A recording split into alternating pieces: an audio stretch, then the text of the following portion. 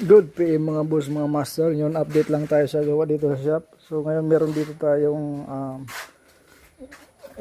major air, general aircon cleaning.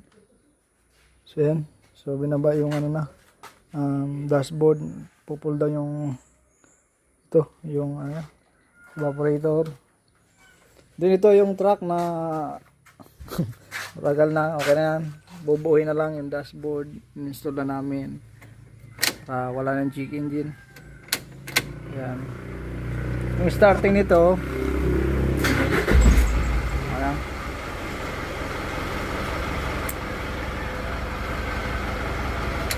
Bubuoy na lang yung ano yan, yung dashboard tsaka yung mga dito, yung mga switch, signal light.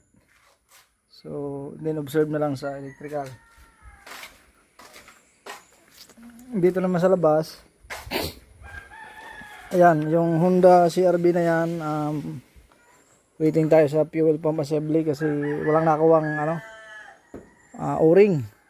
So nag-decide na lang ako na palitan ng assembly. Saka yung nito, wala ding nakuwang computer box. Tapos yan, computer box. Order tayo, o pinadala natin sa Manila. Tapos itong Altis na yan, yung Altis compressor, ang problema yan, AC compressor kasi nagwawagol, wiggle.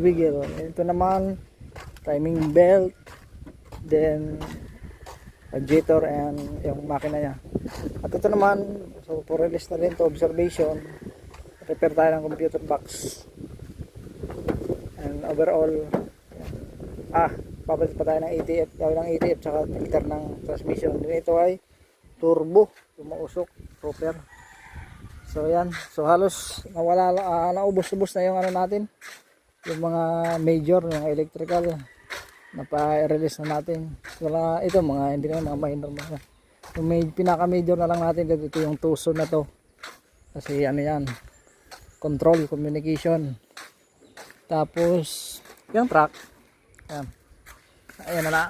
So kung gusto niyo pong magpagawa, dito lang yan sa 13 Martires, Kabungahan Road. Yan, RSG Autocure. 13 Martires, Purok 5 13 Martires kasiguran. So God bless everyone. Shout out. Bossing.